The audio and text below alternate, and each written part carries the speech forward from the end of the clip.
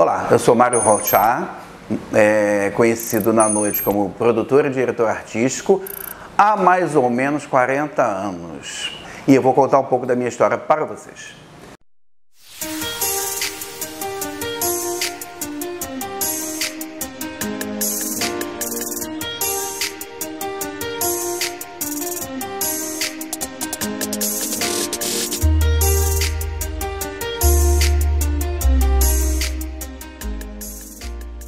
Para quem não sabe, eu não comecei na Le Boy, óbvio, eu comecei há muitos anos atrás, em 81. O que acontece? As pessoas me ligam também ao começo da minha carreira com a Eula Rochat. Não tem nada a ver. Eu comecei em 81, a Eula é de 86.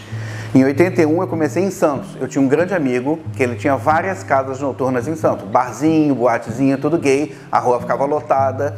E ele precisava de alguém que tirasse do Rio de Janeiro artistas para levar para Santos. E foi aí que ele me convidou. Então todo final de semana eu corria para Santos e ia fazer a produção e direção dos shows dele. O primeiro show foi com Rogéria, Elaine Muniz e Tânia Lettieri. Isso foi em 81. Depois disso, ele faliu. Como todos os donos de casa, não consegue ligar os gastos aos ganhos e aí não conseguiu segurar. E a boate dele faliu e eu continuei no Rio de Janeiro. Só que eu não continuei como diretor artístico nem produtor.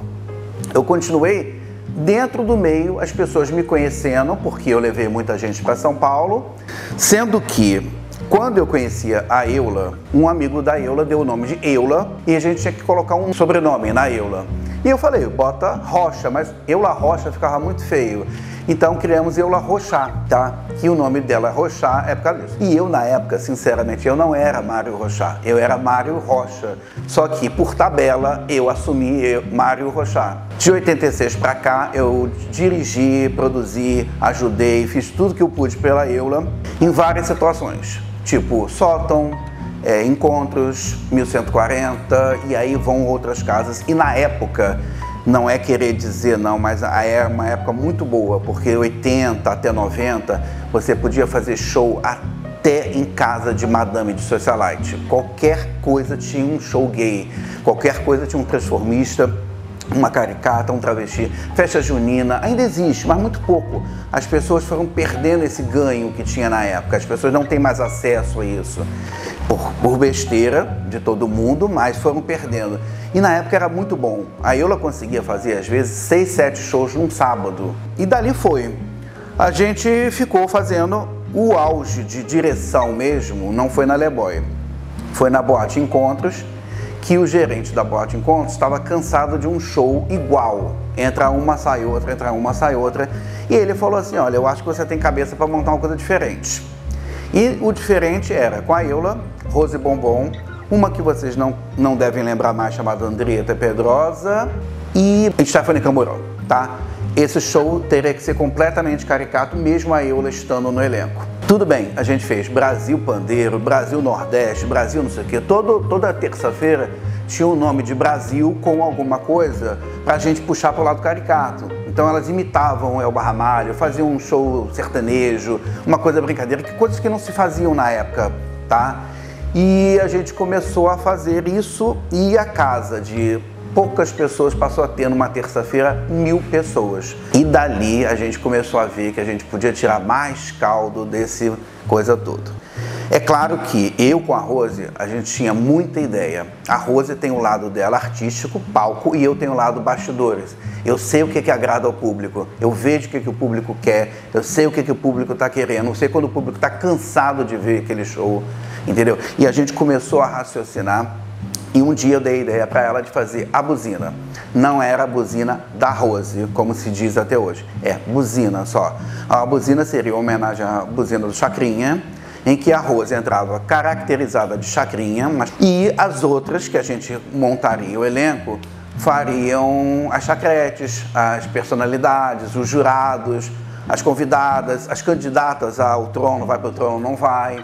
E aí o elenco começou com Rose, Eula, Ione Carr, que fazia caricata, por incrível que pareça, a Stephanie Camburão, 4. Tá, daqui a pouco a casa queria mais. E a gente começou a botar Juju Palito, botar uma convidada, botar uma bomba que estourava no meio, um gongo, uma corneta, coisas que você não esperava no show. Tipo assim, você chegava, tirava alguém da plateia, a plateia fazia o calouro da época, cantava, dublava, fazia alguma coisa. A gente começou a bolar isso. Bom, daquilo ali, vou te falar, foi um sucesso tão grande que todas as casas queriam a buzina.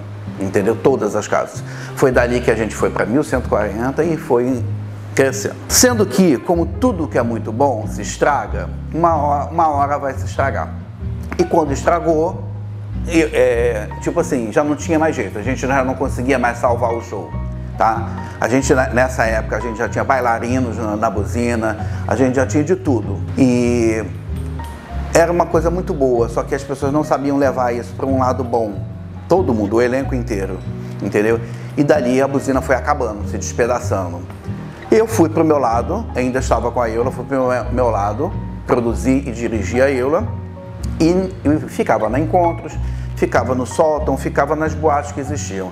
Até que um dia eu fui convidado para ser o produtor da Eula, e a Eula sendo a única drag da Leboy.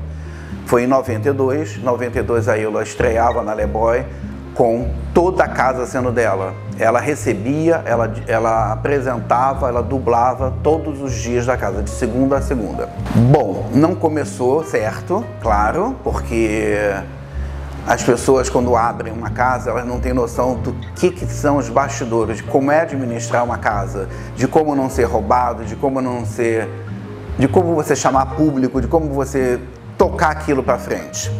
E é óbvio que a Eula não conseguiu se segurar muito com o dono da casa. Eram brigas quase que diárias, e até que um dia não aguentou mais, e foi o que eu estava comentando aqui antes da gravação. Eu não estou aqui para tomar as dores de ninguém, mas também não estou aqui para bater de frente com o dono de casa. Enquanto ele estiver me pagando, eu vou aceitar o que ele quer, sendo que eu não aceito tudo o que ele quer. Tanto que muitas vezes na Leboy, eu saía. Uma semana eu brigava, saía, me pedia para voltar, eu voltava. Mas assim, várias vezes eu saí da Leboy.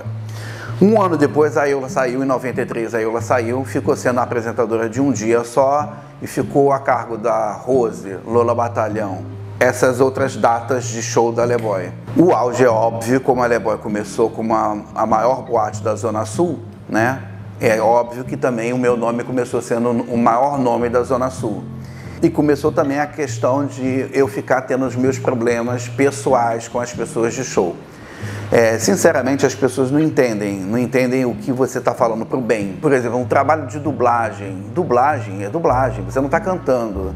Então, se é um trabalho de dublagem, a pessoa tem que saber o que está dublando. Não é você dublar uma coisa em inglês, você está rindo e na música a mulher está chorando, entendeu? Então, assim, tem certos erros de show que eu não perdoo. Mas assim, eu não perdoo, mas eu sei chegar na pessoa e falar, ó, você tá errada, você fez isso errado. Só que as pessoas não aceitam, não querem aceitar. E chegou uma hora que eu já não estava mais aqui para ensinar nada. Ou era eu e a Leboy e o dono da casa, ou era eu e as pessoas que faziam show. E sinceramente, eu não tô aqui para ficar gastando a minha saúde, meu dia com essas maluquices. Eu comecei a aceitar. Eu sou um monstro? Tá, eu sou um monstro. Pode me botar como monstro, como errado, como a pessoa ruim, não sei o quê. Mas eu sei que eu estava fazendo uma coisa boa. Eu tentei levar e levei 25 anos na Leboy. Fui do primeiro dia ao último dia na Leboy, fazendo de tudo. Eu sabia administrar tudo. Eu sabia fechar caixa, eu sabia fazer estoque, eu sabia fazer tudo. Tudo que você possa imaginar. Quando a Leboy mudou para a Leboy, essa última, que é antes da primeira, a segunda Leboy, eu consegui administrar na minha cabeça a sauna, o boy bar, a Leboy e a Laguel. Tudo ele pedia para mim, para que eu desse uma dica, uma coisa, um posicionamento para que aquelas casas subissem, crescessem. As ideias de convite VIP foram minhas, as ideias dos flyers, porque o flyer na época era um papel em branco com um negócio escrito. Não, o flyer colorido, com foto. O convite VIP, que você destaca e entrega na portaria. Ah, mas eu estou perdendo dinheiro com isso. Sim, mas durante a semana você não vai ter ninguém se não tiver VIP. E coisas desse tipo, entendeu? As ideias de show. O show quando a Leboy fez, acho que 10 anos ou 20 anos, um negócio assim, foi um show tão grandioso que o público que era tão lotado, que a parede suava, que você via aquela pessoa batendo a mão pra cima, assim, feliz da vida com aquele show. E não era um show de uma boate tipo Le Boy. Porque a boate tipo Le Boy é de caras assim que querem tirar a camisa, beber, ficar doido ali no meio da pista com música batistaca. E os shows não eram isso. Os shows eram para alegrar, para fazer coisa diferente. E era show de meia hora. Porque chega uma hora que você não tem mais paciência. Eu digo isso como público. Eu tô olhando, não tá nada acontecendo. Eu prefiro que acabe, antes que eu morra naquela cadeira ali. Tá, eu descobri artistas assim, não só na Le Boy, tá? Antes da Le Boy, como eu te falei, na Encontros mesmo, eu tinha a possibilidade de lançar as pessoas. O que que acontece? A Stephanie Camburão, quem conheceu foi a Rose. Mas a ideia de botar a Stephanie mais caricata, arrasar com ela, botar ela mais tchan, assim, nossa, minha e da Rose. Exemplo, tem uma chamada Ellen Pietras, que está na Itália, na Alemanha agora. Até aprender, ela aprendeu a maquiar comigo. Aí tem eu tenho o meu próprio caso atual, Alexia Rochard. Quem quebrou a buzina? Foi por uma dona de uma casa, tá? Ela contratou a gente para fazer a buzina, tirou o artista anterior sem um pingo de remorso, entendeu? Ah, o show não tá dando certo. Tirou o artista, eu falei, não, dá um tempo. Não, tira o artista e vocês estreiam na semana seguinte. A gente estreou, realmente foi um sucesso. Quando começou a ver que o sucesso estava muito bom, que a casa estava lotada, que não sei o que aconteceu? O olho de todo mundo cresceu. E o dinheiro, para você ver como era bom, o dinheiro era 15% da portaria, de uma casa lotada. 15% de uma portaria dava para pagar o elenco todo, a gasolina do carro, o transporte de quem não ia no carro, os bailarinos, gravação de... nem sei se tinha gravação de CD, mas tudo que você possa imaginar de gasto. Tipo assim, vamos ter que jantar antes em tal lugar, vamos pegar a Rose no Teatro Brigitte Blair? Vamos, então a gente pegava a gasolina, tudo. Esse dinheiro era dividido irmãmente. Até que o negócio não deu certo. Não quero dizer que foi culpa da Rose, nem foi culpa da Eula. Porque é o seguinte, a Eula tem um lado meio caricata, ela não é completamente caricata. E a Rose é completamente caricata. As duas juntas, mais o elenco, era muito bom. As duas separadas não davam certo. E essa pessoa dona da casa fez questão de tirar a buzina, fingindo que não ia ter mais, e 2 semanas depois estreou com a Rose com o nome Buzina. Buzina da Rose. Foi aí que surgiu o nome Buzina da Rose. Então, assim, barrar alguém, eu nunca barrei. Agora, vou ser sincero com você, não é por isso que eu sou obrigado a botar qualquer coisa. Existe muita coisa ruim rodando no Rio de Janeiro. O Rio de Janeiro, depois de uma temporada pra cá, tá muito ruim. Qualquer pessoa bota uma roupa de mulher, leva um CD e diz que faz show. Então, pra mim, isso não é show. Entendeu? Show pra mim, a pessoa tem que emocionar. Pode ser um número de bate-cabelo? Sim, mas tem que emocionar. É um número caricato? Sim, mas você tem que me fazer rir. Alguma coisa você tem que me causar, senão não é show. Entendeu? Exemplo, eu vou dublar, tá? A pessoa fazia uma máscara com franja tampando a boca. Ela tá dublando o quê se a franja tá tampando a boca? Então, assim, aí não recebe bem essa crítica. Por que não recebe bem essa crítica se eu tô falando pro bem dela? Não usa franja, usa outro artifício, usa outra coisa. Dublar de costas. Você tá dublando de costas porque você não sabe a música, entendeu? É truque de dublagem. Eu não sei essa parte, eu vou virar, eu abro um leque. Tá, até aí levando na brincadeira, tudo bem. Agora, tirar isso como um meio de ganhar dinheiro. E outra coisa, o meio de show é muito engraçado. Você fala, não tem dinheiro, dependendo da situação, ninguém quer fazer, entendeu?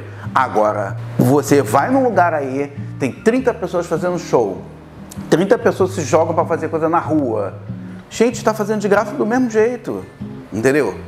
Quando tinha, eu vou dar o exemplo da Le Boy, quando tinha aniversário da Le Boy, é óbvio que eu não tinha dinheiro, nem ele dava dinheiro para pagar todo mundo, um cachê certo. Eu diluía esse cachê em ajuda de custo para elas. Muitas chegavam para mim e falavam, não tô afim não. Eu falava, mas é uma vitrine, você tá ali para mostrar o seu trabalho. Quantas? Vou dar um exemplo de uma que chegou para mim e falou, Gabriele Rodan, ela fez um show lá com um negócio de fazão nas costas, mas tão grande, que ocupava o palco inteiro.